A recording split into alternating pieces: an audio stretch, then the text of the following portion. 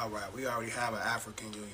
We're about to create a black diaspora union to give us representation for all people that are black that live in the diaspora. And we want to create this to bring unity, to have solidarity with people that look like us globally, to work towards collective economics, political power, social power, and just overall unity. But we have to start home first. So whatever areas that we live in first, we need to organize amongst our own people, then organize with other people from other sides of the black family. And we need to do trade, and we need to do various different things to decolonize our neighborhoods, decolonize our communities as a whole, decolonize our mindsets, and just overall, you know, liberate ourselves from white supremacy. But that starts with the mind first. So we need to liberate our minds first, and the rest will follow. But let's unify, let's build. Hi lovelies, and welcome back to my channel. If you're new here, you're welcome to Building the Verse. Don't forget to please subscribe to this channel, turn on notifications so that anytime I upload a video, you will be the first person to be notified. To my returning subscribers, to those people that share my videos, leave commentaries, and also educate each and every one of us, you guys are the real MVP. Alright lovelies, let's dive into today's video. We're not from Africa, we are natives. It's our land, we all know about the slave ships. We're not from Africa, we indigenous. I need you to listen, I need you to be getting this. We not black, we not black. Know your story, family history, that's stats. We not black, that's a curse. Let's put this curse to rest and be blessed, yes. Native Americans have a large literature. They have libraries full of literature on their culture, spirituality, sociology, way of life. Native Americans left a record of their civilization. You can read and study Native American civilization. The American African, although it was illegal for us to learn, although it was illegal for us to learn how to read, we left a vast literature of our experience in America. You can read our own words from the 17th century. You can read our own words from the 18th century. You can read our own words from the 19th century. You can read our own words from the 20th century. We have a vast catalog of literature. So let me say this to the pretendians. Y'all were here before we got here. Which I agree with. Which I agree with. Which I agree with. What I disagree with is when you say you didn't come from Africa. So please produce the literature of the pretendian nation. Show me the authentic literature of the pretendian people where they say they did not come from Africa. Can I please see that? Can I please see this large repository of pretendian literature that says they claimed they didn't come from Africa? Ain't nobody show me that yet. I ain't seen a piece of literature from a pretendian yet. Original manuscript from ancient America where black people claim they didn't come from Africa. Where is the pretendian literature? Where is the pretendian literature? Where is the pretendian literature? Pretend Indian, pretendian.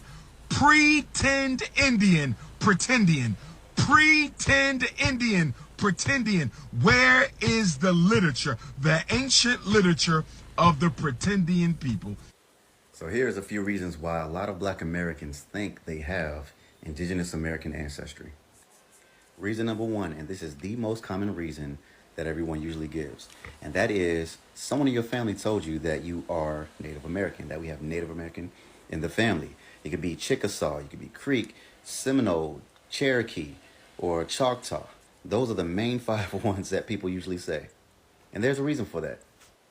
Reason number two, and I think this is the weirdest reason that people give, but to them it makes sense. But that reason is that you never heard that you were from Africa. You never heard that you have African heritage. So to you, that means that you're from America, and that's it. Reason number three, and this one wasn't as common of a reason, and it also goes more so for the lighter-skinned black people back in those days. So what that reason is that some of them claimed to be Native American because for a sense of belonging, or also it made an easier impact on the life. So while not as common, there was sometimes that did happen. So it was passed down through the family. Reason number 4, and this is the saddest one of them all, but a lot of people are actually the descendants of the slave master. The mom did not want the children to know and the generations to come, so she told them, hey guys, we are indigenous Americans. We're indigenous to this land.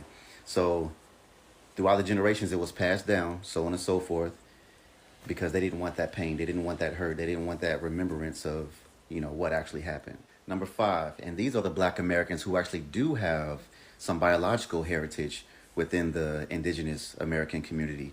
And these are the people who are the result of intermarriage or mingling. And that's definitely something that did happen back in those days. Number 6, and this is the second most common reason why a lot of Black people believe that they have indigenous American heritage. If you see this picture right here, this is a photo of an indigenous American Black woman. Now, some people might look at this photo like, wow, she's Black and she's indigenous. That's proof that, she's Native American. That's proof that she is indigenous to this land. She's always been here. No, not necessarily. This is Diana Fletcher.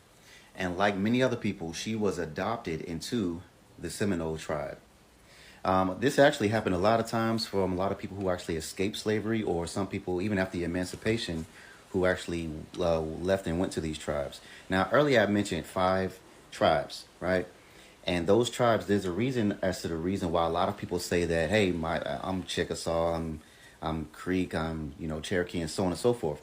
And the reason being is because a lot of those people who actually did escape, or they were enslaved by European settlers who were close to these people.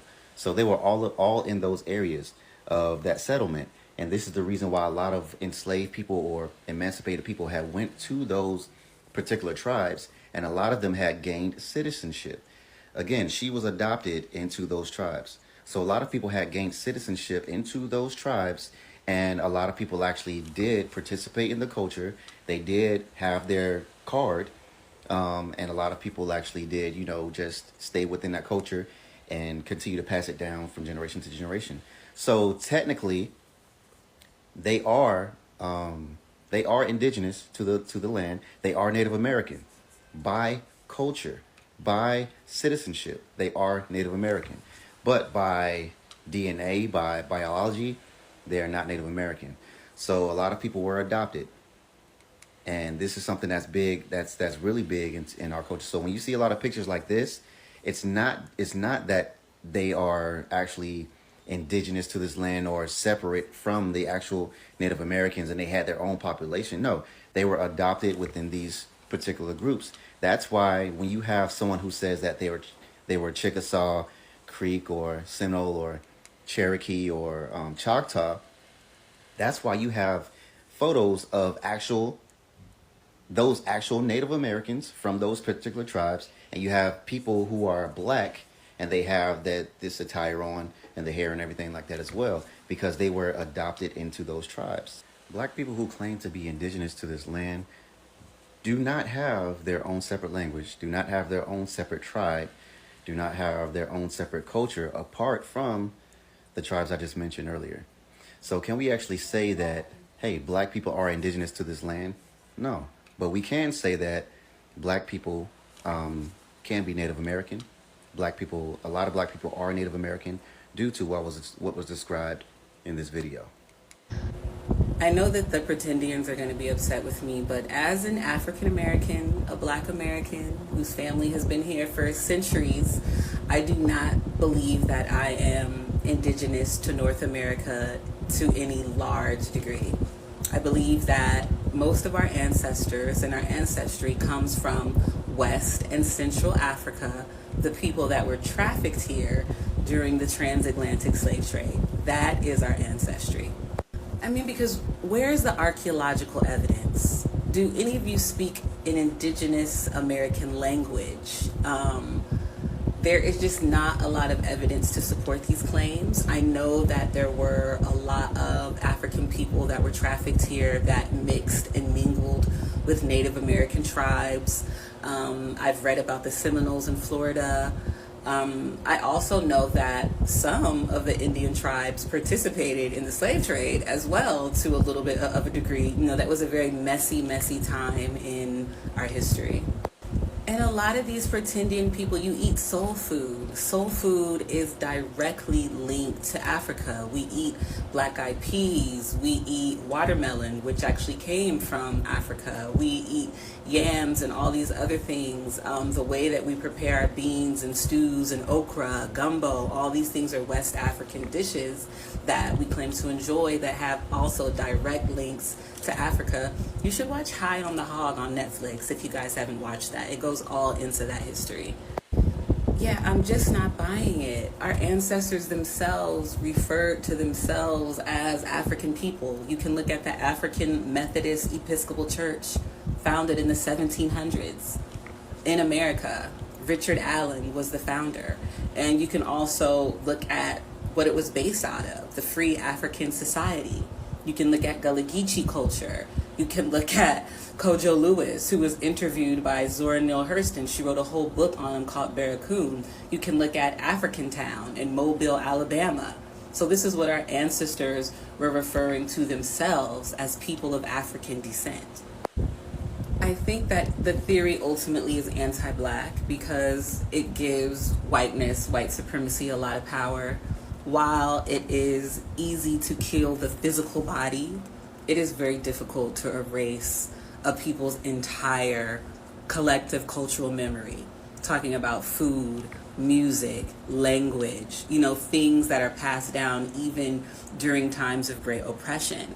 If we were native to this country, I feel like our ancestors would have made that more present. They would have made that more clear. We would have spoke more native languages. We would have engaged in a native cuisine that wouldn't be so closely linked to West African cuisine.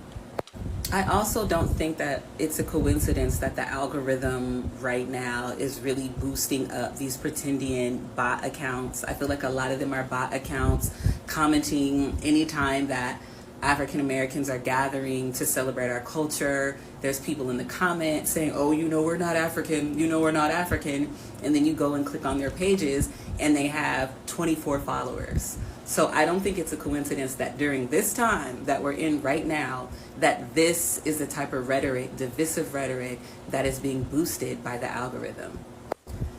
And lastly, I just want to say that even if it's true, I am not opposed to the idea that there was an African presence in America prior to the slave trade, prior to colonialism. I'm not opposed to that idea, but let the scholars deal with it. Let the people that actually study these histories and research these histories dig it up, you know, and also let it be, I feel like it's being muddied by so much anti-black, we Indians, we got good hair, blah, blah, blah, that we can't even get to the crux of what was actually happening and the possibility that there could have been an African presence, small one, but there may have been an African presence in America prior to colonialism. I'm not saying that that didn't happen, but I still don't think that those people came here in the amount of numbers that would therefore create a significant ancestry and supposedly forgotten indigenous culture for black people here in America. Like, it's silly. So if you want to be indigenous, if you want to deny an African ancestry, you can do that. But I want those people to leave, those of us that are Black American, that acknowledge our African ancestry, that are proud to be people of African descent, just leave us alone. Go do the indigenous parade, go have the indigenous functions, play indigenous music, speak indigenous languages that are not associated with what our ancestors built here, who largely refer to themselves as African, from Paul Robeson to Malcolm X to a lot of our great thinkers and scholars. We have been known that we're people of African descent. All I'm asking is that you leave us alone. Okay? Thank you. We already have an African Union, but now a lot of people are talking about something that could be even more transformative, a Black Diaspora Union. A space, a network, a global structure that connects black people everywhere, no matter where we are born, no matter what flag we live under, no matter the accent or the passport, just the fact that we share the same roots, the same story of struggle, survival, and resilience. This conversation has gone viral because people are waking up. We are realizing that while Africa has a political body that tries to unite the continent, black people outside the continent in America, the Caribbean, Europe, Latin America, we often move separately. We fight similar battles against racism, poverty, and white supremacy, but we are not fully connected in a way that builds collective power. And that is the gap this idea of a black diaspora union aims to fill. Now, let's break this down because this isn't just about symbolism, it's about structure, resources, and liberation, not just physically but mentally and economically. Let's start with the vision. Unity among all black people globally. That sounds beautiful, right? But it's not also complex because we have been divided for centuries not just by geography but by language, culture, regional, and history. Many of us in the diaspora were stripped of our identity through salary, slavery, and colonization. So, rebuilding that sense of connection doesn't happen overnight. It starts with re education, with unlearning what the system taught us, but ourselves, and relearning who we truly are. And that is what a Black Diaspora Union could represent, a framework for global solidarity.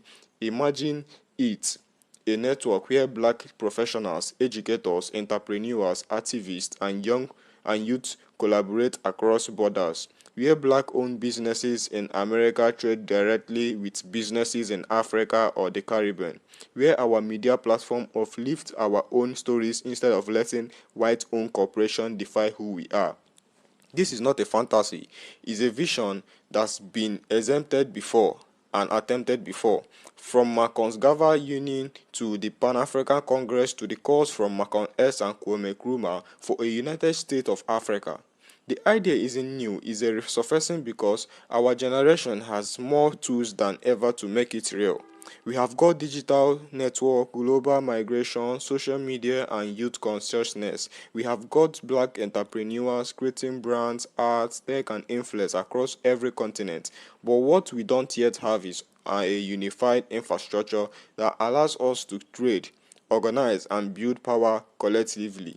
Let's talk about representation. When you think about the African Union, it represents the nations of Africa, but who represents black people in London, Toronto, Atlanta, Kingston, or Sao Paulo? Who represent the millions of black people who were displaced, whose ancestors were taken, whose current realities are shaped by the global aftershock of colonization and slavery? That is why this idea matters, because political power comes from representation, and right now, the diaspora doesn't have a central voice that speaks for our global interests. When you look at the issues like police brutality in America, or the anti-black racism in Europe, or the neglect of black migrants across the Middle East and North Africa, these are not isolated incidents. They are global symptoms of the same disease, anti-blackness. And if anti-blackness is global, then the response must also be global. That is where the Black Diaspora Union comes in. It's not just a group, it's a mindset shift. It's the realization that our struggles are linked and our liberation must be collective. But we can't jump straight to global unity without first cleaning up our homes. And this is where the speaker in the viral clip is absolutely right. It starts with organizing locally.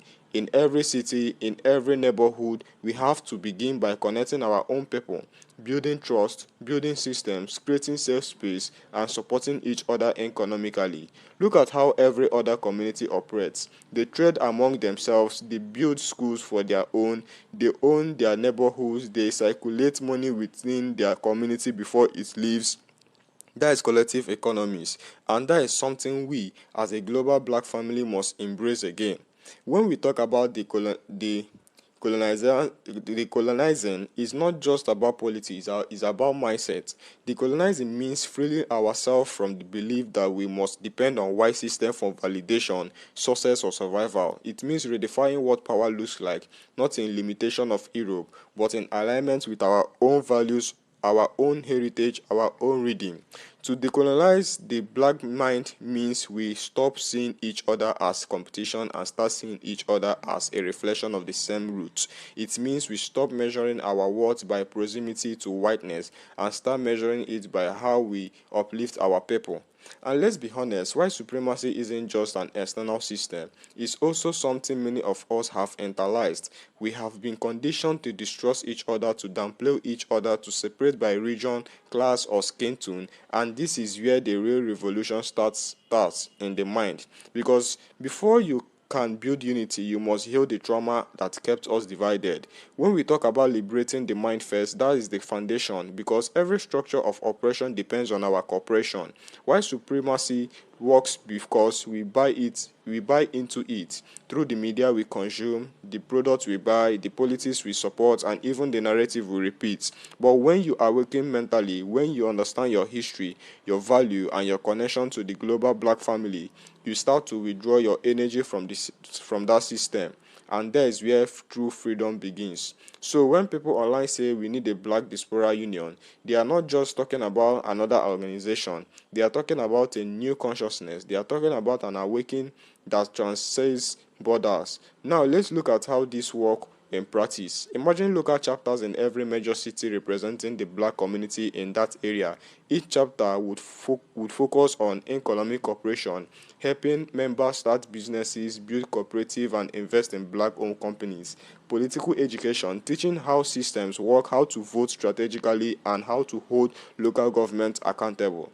Cultural recognition, hosting events, language programs, and exchange trips between the diaspora and the continent. Media and storytelling, building platforms to control our narrative so we stop being defined by stereotype. Global solidarity, creating links between local chapters so that an injustice in our country becomes a concern for all. This isn't just idealistic, it's necessary because the truth is no one is coming to save us. The system that oppresses us will not suddenly hand us equality. Liberation is not a gift, it's a responsibility. We can't afford to keep waiting for government, institutions, or leaders who hasn't rooted in our community. We have to build our own leadership, our own infrastructure, our own voice. When you think about it, the black diaspora represents trillions of dollars in collective spending power. If even a small fraction of that money was redirected towards our own communities, our schools, our healthcare, our technology, we could reshape our future with a generation. But that requires a trust, it requires discipline, it requires unity, and unity doesn't mean uniformity. It means respecting our difference while working toward the same goal. Africans, African Americans, Afro Caribbeans, Afro Latinos, Black Europeans, we all have unique experiences, but the root is the same. Our pen may have different accents, but it speaks the same language, and our healing must be global. We have to start home first, yes, but home isn't just a place, it's a people. Wherever there are black people, that is home. So whether you are in Atlanta or Accra, Kingston or Kinshasa, London or Lagos, we must build bridges, we must trade, learn, and share ideas. We must build network of power, protection, and pride, because once the black mind is free, the black world will follow. White supremacy has centuries to divide us, to make us think our liberation is impossible, but history has shown over and over again that when black people unite, the world shifts. From Haitian Revolution to the Civil Rights Movement to Pan-African independence struggles, we have always been unstoppable. When we act together, and that is what this new movement represents, not a rejection of borders, but a reclamation of ourselves. So yes, let's create Black Diaspora Union. Let's build, trade, educate, and liberate. Let's decolonize our minds, our schools, our economies, and our communities. Let's create a world where black children everywhere grow up with pride, not pain. Because our unity isn't just a dream, it's our destiny, and that destiny starts when we choose to believe in each other again. Let's build. And if you have watched up to this extent, thank you so much for all the love and support. Don't forget to please leave me your own thought in the comment section of what you think of this video. And please do not forget that we do not support any form of bullying and harassment. Alright, lovely. See you when I upload the next video.